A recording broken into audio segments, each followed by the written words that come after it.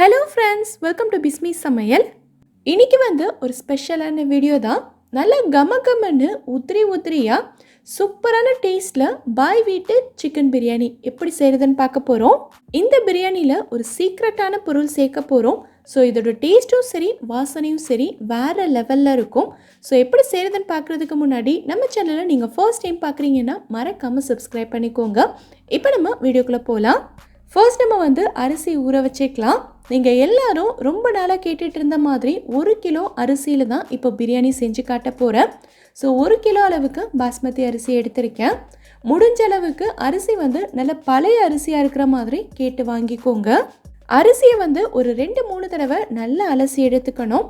அப்போ தான் அதில் இருக்கக்கூடிய ஸ்டார்ச் எல்லாம் போயிட்டு பிரியாணி நமக்கு நல்ல உதிரியாக வரும். நல்லா கழுவுனதுக்கு அப்புறமா மறுபடியும் இதில் தண்ணி ஊற்றி ஒரு 20 நிமிஷத்துக்கு நல்லா ஊற வச்சு எடுத்துக்கலாம். அடுத்து 1 கிலோ அரிசிக்கு ஏற்ற மாதிரி நல்ல பெரிய பாத்திரமாக வச்சு சூடு பண்ணியிருக்கேன்.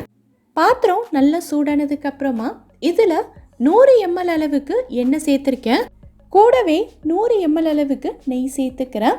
எண்ணெயும் நெய்யும் சம அளவில் இருக்கணும். அப்போ தான் பிரியாணியோட டேஸ்ட்டும் வாசனையும் சூப்பராக இருக்கும். நம்ம சேர்த்த எண்ணெய் நெய் எல்லாம் நல்லா சூடானதுக்கு அப்புறமா இந்த சைஸில் 5 பட்டை எடுத்திருக்கேன். இதை உள்ளே சேர்த்துக்கிறேன். கூடவே 10 ஏலக்காய் சேர்த்துக்கிறேன். சின்னதாக இருக்கிறதுனால 10 சேர்த்துருக்கேன்.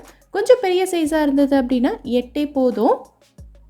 கூடவே 10 கிராம்பு சேர்த்துருக்கேன். கிராம்புக்கு மேலே இருக்க அந்த ரவுண்டான பார்ட் உடையாமல் இருக்கிற மாதிரி சேர்த்துக்கணும். 2 பிரியாணி இலை. இது கூட நம்ம சேர்க்குற ஒரு முக்கியமான பொருள் கல்பாசி தான். 1 கிலோ அரிசி எடுத்திருந்ததுனால இவ்வளோ கல்பாசி சேர்க்குறேன். நீங்கள் கம்மியாக தான் எடுத்திருக்கீங்க அப்படின்னா அதுக்கேற்ற மாதிரி சேர்த்துக்கோங்க. இதெல்லாம் எண்ணெயில் பொரியும் போதே நல்ல கமகமன்னு அவ்வளோ வாசனையாக இருக்கும். இப்போ நம்ம வெங்காயம் சேர்த்துக்கலாம். 400 கிராம் அளவுக்கு வெங்காயம் எடுத்து நல்ல நீளமாக ஸ்லைஸ் பண்ணி எடுத்திருக்கேன்.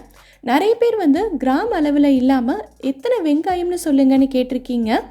6லேருந்து 7 வெங்காயம் மீடியம் சைஸில் எடுத்திங்கன்னா கரெக்டாக இருக்கும். இது எல்லாமே நல்லா வதங்கணும். வெங்காயத்தை மெல்லிஸாக ஸ்லைஸ் பண்ணிங்க அப்படின்னா ரொம்ப சீக்கிரமாகவே இது வதங்கிடும். வெங்காயம் எல்லாமே நல்லா வதங்கி அதோட கலர் கோல்டன் ப்ரௌனாக மாறணும். அது வரைக்கும் நல்லா வதக்கிக்கலாம். வெங்காயம் லைட்டாக கண்ணாடி பதமாக வந்ததுக்கப்புறமா நம்ம பச்சை மிளகாய் சேர்க்கணும். நான் இன்றைக்கி 8 பச்சை மிளகாய் சேர்த்துருக்கேன்.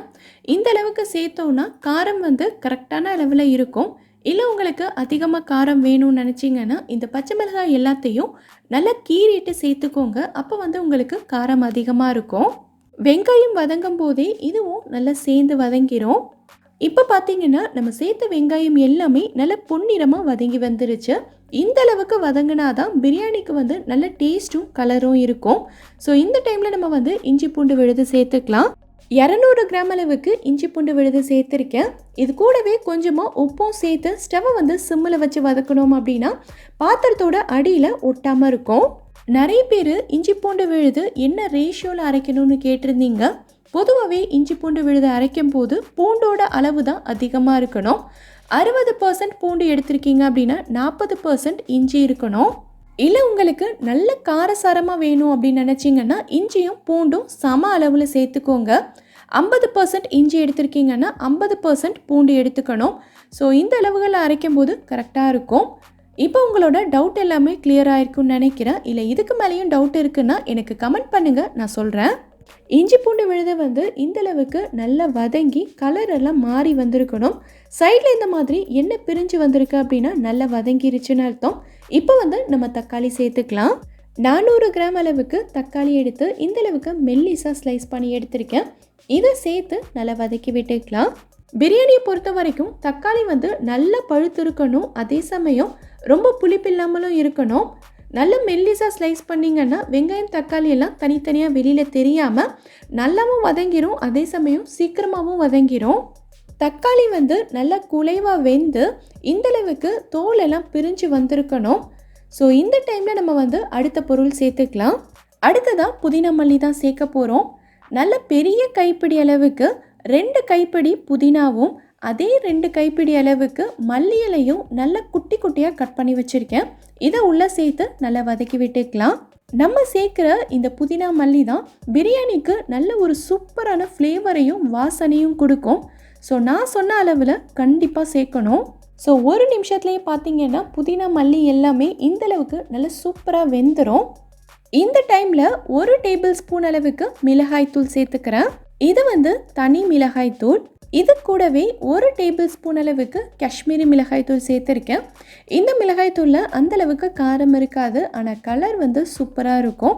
கலர் பவுடர் நம்ம சேர்க்க வேண்டாம், அதுக்காக தான் இது சேர்த்துருக்கேன். மிளகாய்த்தூளோட பச்சை வாசனைலாம் போகிற அளவுக்கு நல்லா கலந்து விட்டுக்கலாம். இந்த அளவுக்கு வந்ததுக்கு அப்புறமா நம்ம சிக்கன் சேர்த்துக்கலாம். நான் இன்னைக்கு 1.5 கிலோ அளவுக்கு சிக்கன் எடுத்திருக்கேன். இதை சேர்த்து நல்லா கலந்து விட்டுக்கலாம். பாய் வீட்டு பிரியாணியை பொறுத்த வரைக்கும் 1 கிலோ அளவுக்கு அரிசி எடுக்கிறீங்க அப்படின்னா 1.5 கிலோலேருந்து 1.25 கிலோ அளவுக்கு சிக்கன் சேர்க்கணும். அப்போ தான் நீங்கள் கல்யாண வீடுகளெல்லாம் பிரியாணி சாப்பிடுவீங்கள்ல, அதே மாதிரி டேஸ்ட் உங்களுக்கு கிடைக்கும். சிக்கனோட அளவை கம்மி பண்ண அதோட டேஸ்ட் கம்மியாயிட்டே இருக்கும். அந்தளவுக்கு டேஸ்ட் உங்களுக்கு கிடைக்காது. இப்போ இதோட 200 ml அளவுக்கு தயிர் சேர்த்துக்கிறேன். தயிர் ரொம்ப புளிப்பில்லாமல் நல்ல கெட்டியாக ஃப்ரெஷ்ஷாக இருக்கிற மாதிரி பார்த்து சேர்த்துக்கோங்க. இது கூடவே ஒரு எலுமிச்சை பழத்தோட ஜூஸ் எடுத்து வச்சுருக்கேன். இதையும் சேர்த்துட்டு நல்லா கலந்து விட்டுக்கலாம். நல்லா கலந்து விட்டுட்டு இதை 1 நிமிஷம் மட்டும் குக் பண்ணிக்கலாம்.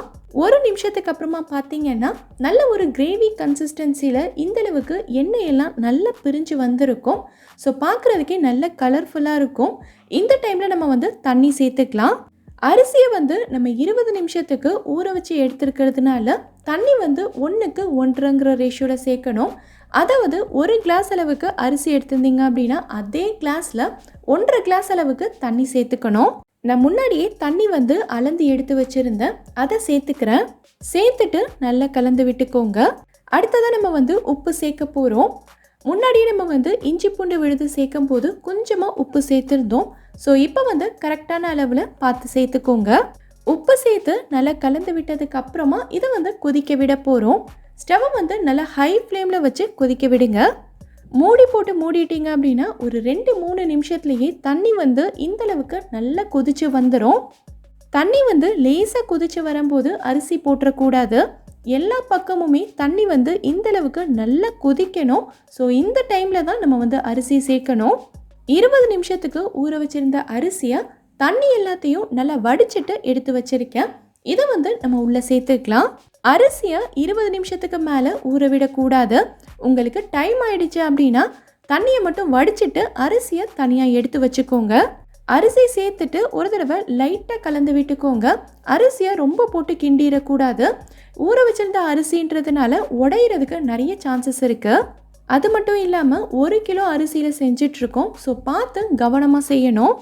அரிசி சேர்த்துட்டு ஒரு 4-5 நிமிஷத்துலேயே பார்த்தீங்கன்னா அரிசி எல்லாமே லைட்டாக வெந்து அங்கங்கே மேலே தெரிய ஆரம்பிக்கும். இந்த டைமில் லைட்டாக கலந்து விட்டுட்டு பார்த்தீங்க அப்படின்னா அரிசியும் தண்ணியும் நமக்கு ஒரே லெவலில் வந்திருக்கும். இதை பார்க்கும்போதே உங்களுக்கு தெரியும்னு நினைக்கிறேன் மேலே எந்த அளவுக்கு தண்ணி இருக்குன்னு. ஸோ இந்த டைமில் தம் போட்டிங்கன்னா கரெக்டாக இருக்கும். தண்ணி நிறைய இருக்கும்போது நீங்கள் தம் போட்டுட்டீங்க அப்படின்னா பிரியாணி குழஞ்சிரும். அது மட்டும் இல்லாமல் நமக்கு உதிரியாக வராது, நல்லா கட்டி கட்டியாக அங்கங்கே குழஞ்ச மாதிரி இருக்கும். ஸோ இது தம் போடுறதுக்கு கரெக்டான ஸ்டேஜ். நல்ல ஒரு க்ளீனான துணியை தண்ணியில் நல்லா நனைச்சிட்டு பிழிஞ்சு எடுத்து வச்சுருக்கேன். இதை மேலே அப்படியே விரிச்சிடலாம். இப்போ பாத்திரத்தை மூடிட்டு அடியில் நம்ம தோசைக்கல் வைக்க போகிறோம். ஸ்டவ்வை நல்லா ஹை ஃப்ளேமில் வச்சுட்டு ஏதாவது பழைய தோசைக்கல் இருந்ததுன்னா பாத்திரத்தோட அடியில் வச்சுட்டு அதுக்கு மேலே நம்ம பாத்திரம் வச்சுக்கலாம். கண்டிப்பாக பழைய தோசைக்கல் தான் யூஸ் பண்ணணும். நீங்கள் டெய்லி யூஸ் பண்ணுறதை இங்கே வச்சுட்டிங்கன்னா அடுத்து தோசை சப்பாத்தியெல்லாம் சுத்தமாக சுடவே முடியாது. இப்போ இந்த பாத்திரத்துக்கு மேலே நம்ம ஏதாவது வெயிட் வைக்கணும்.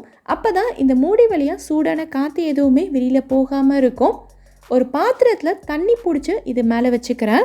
1 நிமிஷத்துலேயே நம்ம வச்ச தோசைக்கல் நல்லா சூடாயிடும். ஸோ இந்த டைமில் ஸ்டவ்வை நல்லா குறைச்சி லோ ஃப்ளேமில் வச்சுக்கோங்க. எந்த அளவுக்கு குறைச்சி வைக்க முடியுமோ அவ்வளோ குறைச்சி வைக்கணும்.